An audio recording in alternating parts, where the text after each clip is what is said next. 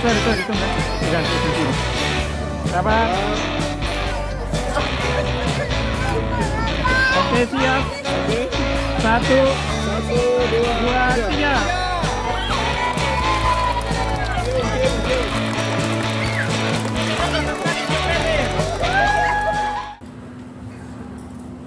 Kedua mempelai, Bapak Mama saksi, orang tua dan umat beriman yang dikasihi Tuhan.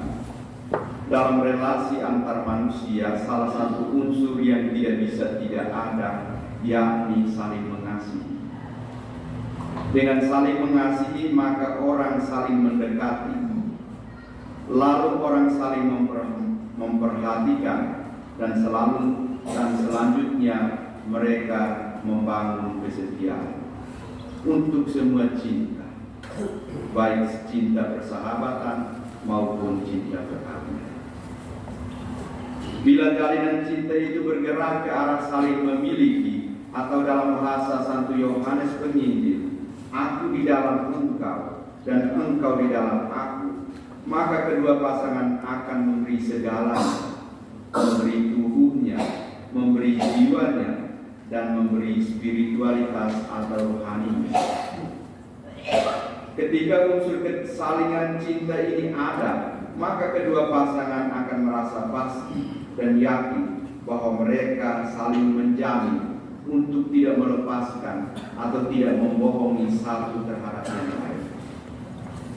Karena kepura-puraan atau kepalsuan dalam cinta perkawinan adalah pelecehan yang keji terhadap hakikat cinta perkawinan itu sendiri. Dengan cinta yang murni dan tulus atau cinta agape, maka orang akan mencintai pasangan dengan segala kekurangannya, mencintai pasangan apa adanya. Jadi saya jangan tuntut Desi berlebihan, supaya seperti yang saya inginkan. Desi juga jangan tuntut berlebihan, supaya Sela itu seperti yang Desi inginkan. Tetapi yang ada itu yang diberi, yang dijalani. Uraian ini seperti yang tertulis dalam sebuah surat undangan perkawinan yang saya terima pada hari Kamis tanggal 5 Juli tahun 2018 sebelum Covid. Surat undangan itu ditempeli perangko dengan tulisan love, cinta. Dan ada malaikat yang sementara memanah dengan panah ke arah gambar jantung cinta. Dan perangko itu dicap dengan cap jantung cinta. Bagi saya undangan itu sederhana, tetapi amat mewah simbol-simbolnya. Meskipun malaikat dengan panah mau menikam gambar jantung cinta, saya tidak terlalu tertarik. Saya hanya tertarik pada tulisan yang ada di belakang amplop. Bunyinya demikian: cinta hadir karena perkenalan, bersemi karena perhatian, bertahan karena kesetiaan. Dan cinta inilah yang membuat aku mencintaimu dengan segala kekuranganmu dan mencintaimu apa adanya. Kata-kata yang sangat bernas, kata-kata yang luar biasa, yang harus dibaca berulang-ulang kali ketika cinta perkawinan itu goyah. Sebuah ungkapan yang bukan basa-basi, tetapi melukiskan inti dari cinta perkawinan. Karena itu ketika cinta perkawinan diangkat menjadi sakramen, tanda Allah meresapi cinta manusiawi dengan cinta ilahinya sendiri. Dalam pada itu, sakramen perkawinan juga dinamakan sakramen cinta kasih. Sebab di sana unsur rendah atau unsur cinta manusiawi berpadu dengan cinta Allah dan menjadi kekuatan baru dalam meraih kekekalan atau keabadian. Pertemuan antara unsur cinta manusia yang rendah dan unsur cinta Tuhan yang maha tinggi dalam teologi perkawinan dinamakan dengan istilah bahasa Latin ima sumis iumuntu, artinya yang rendah berpadu dengan yang maha tinggi. Dengan ini maka perkawinan itu kudus dan suci. Karena itu dalam hidup perkawinan itu bukan hanya diurus oleh pasangan, tetapi Tuhan juga ikut campur tangan di dalamnya. Karena itu ketika orang memilih untuk meninggalkan pasangannya, dia harus berpikir bahwa bukan kita juga, tetapi Tuhan yang mendorong kita berdua berpasangan. Tentang perkara mencintai antar manusia, Tuhan punya aturan atau perintah untuk diperhatikan. Santo Yohanes mengatakan bahwa kasih manusia itu baru total bila seorang menyerahkan nyawa bagi yang lain. Kata Yesus, inilah perintahku, yaitu supaya kamu saling mengasihi seperti aku mengasihi kamu. Tidak ada kasih yang lebih besar daripada kasih seorang yang memberikan nyawanya bagi sahabat-sahabatnya. Desi dan Sela bukan sahabat lagi. Desi dan Sela sore ini kita akan kukuhkan menjadi suami istri. Karena itu cinta mereka spesial, bukan cinta para sahabat. Karena itu harus diperhatikan bahwa cinta ini adalah bentuk kesatuan atau kepaduan dua hati dalam satu cinta ini ada dalam dua diri. Dalam realitas hidup bersama jarang sekali terdengar bahwa karena cinta orang berani mati untuk orang lain. Orang yang pernah memberikan nyawanya bagi sahabat-sahabatnya adalah Yesus Kristus sendiri. Penyerahan nyawa ini merupakan ungkapan cinta yang paling tinggi dan tersempurna. Di sana tampak bahwa orang lain atau sahabat atau kekasih, istri, anak, atau sosok ini adalah orang paling penting, bahkan dikatakan maha penting. Sehingga orang mau mati karena dia. Desi bukan mati karena orang tua, sekali-kali tidak. Sela bukan mau mati karena orang tua, tetapi Sela harus mati karena Desi. Desi juga harus mati karena Sela. Dan inilah sesungguhnya cinta itu. Dalam perkawinan pasangan itu penting, karena pasangan adalah bahagian dari diri sendiri. Bila pasangan itu dihormati, dilayani dengan saksama, pasangan itu dapat memperoleh kehidupan kekal. Dengan pernyataan ini, maka kita dapat katakan istri atau suami adalah orang yang menuju ke surga. Jadi bukan siapa-siapa. Desi adalah jalan menuju surga. Sela adalah jalan menuju surga. Kalau saya pakai istilah lain, Desi adalah tangga untuk Sela. Sela adalah tangga untuk Desi, bersama-sama menuju surga. Dengan demikian saling menyerahkan diri dalam perkawinan itu mutlak dilakukan. Cinta perkawinan dengan memberikan nyawa terwujud dalam bacaan surat Santo Paulus kepada jemaat di Efesus. Di sana mempelai wanita diminta untuk tunduk kepada mempelai laki-laki. Begitupun mempelai laki-laki diminta untuk mencintai mempelai perempuan. Karena dengan tunduk dan mencintai pasangan, maka cinta perkawinan itu utuh. Keutuhan cinta itu terlihat dalam cincin. Cincin itu tidak bersegi. Cincin itu utuh. Selain sebagai tanda pengikat pria dan wanita yang bercinta, tetapi cinta itu pula tak terbagi, menandakan bahwa cinta itu tak terbagi, hanya untuk suami dan hanya untuk istri.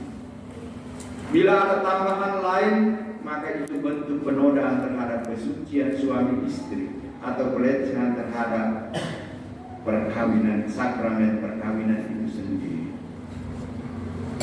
Bentuk penyerahan nyawa dalam perkawinan terlihat lewat laki-laki meninggalkan orang tuanya dan bersatu dengan istrinya.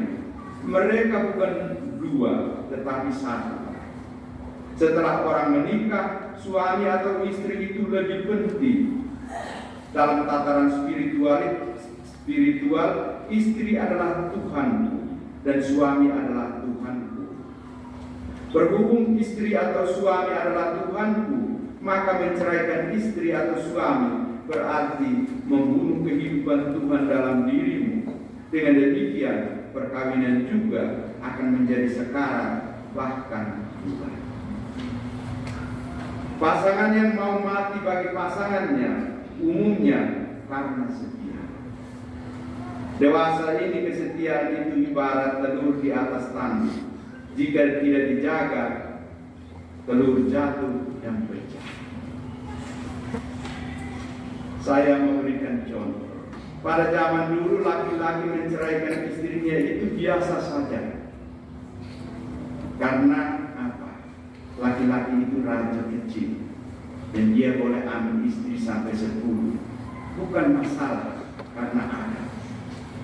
Tetapi akhir-akhir ini perempuan juga atau istri juga menceraikan suaminya. Itu yang baru untuk kita. Mungkin karena kebebasan. Tetapi ini tidak biasa. Karena mama adalah mama. Suaminya siapa saja. Perempuan atas nama ekonomi, atas nama rasa tidak puas pada suami, tinggalkan suami dan anak-anak pergi ke Malaysia. Tidak tahu di Malaysia mungkin ada suami baru. Kita tidak tahu. Lalu pulang rumah orang tua. Ada laki-laki yang tunggu istrinya, tidak mau pulang. Mati kalau itu istri datang bawa lagi laki-laki ini tidak pulang ke orang tuanya. Kacau. Maka perkawinan bukan mengacaukan dua orang ini, tetapi mengacaukan seluruh keluarga. Orang-orang yang menikah itu adalah orang yang dewasa, baik secara fisik maupun mental, moral dan rohani. Karena itu harus memiliki ketahanan iman dalam tuntun dan malam, sehingga tidak goyah ketika badai mengguncang perkawinan. Saya berikan contoh lain. Kesetiaan itu bisa goyah karena banyak hal. Nyata, suami mama, suami sibuk dengan hobi, jarang pulang rumah, kasar. Yang paling mengenaskan itu suami malas, sibuk urusan keluarganya, judi, gaji kecil, tuntut istri makan enak. Istri boros, cemburuan, pemalas, kata-katanya kasar, tidak mau mengalah, tidak terima kenyataan suaminya dan keluarganya. Ini kenyataan, bukan ilusi. Jika hal-hal ini tidak dikikis oleh berdua, maka berdua sendiri itu seperti cacing kepala. Kalau tidak dijaga, cacing ini jadi besar. Inilah kenyataan yang sering muncul. Maka dibutuhkan komunikasi untuk mengatasi kekurangan itu. Anak ada nasihat demikian. Bila kamu ingin mencintai seseorang, maka kamu harus mengenal dia. Jika kamu ingin mengenal dia, maka kamu harus berbicara dengan dia. Bukan hanya berbicara bukan hal. Bila kamu ingin berbicara dengan dia, maka kamu harus meluangkan waktu bersama dia. Waktu itu penting untuk cinta. Jika dikatakan saya cinta kamu tapi tidak ada waktu untuk cinta, maka sia-sia. Cinta itu harus on terus. Artinya hidup dan bergerak terus. Tak boleh berhenti dan untuk saling menyapa. Sekarang ini suami istri milenial ini on terus, online terus. Saya tidak tahu mereka online itu ke istrinya atau ke suaminya. Kalau online ke tempat lain boleh-boleh saja karena perdagangan sekarang lewat HP. Cari uang lewat HP. Tetapi kalau cari kenikmatan lewat HP, maka rusakkan HP itu sebelum berdua menjadi rusak. Orang juga harus punya waktu untuk saling menyapa. Orang harus tanya istrinya, "Sela, apa kabar hari ini? Apa kabar Sela saya?" Harus mengatakan begini, "Apa kabar kakak saya? Apa kabar desi saya?" Bahasa sederhana tetapi itu menggugah.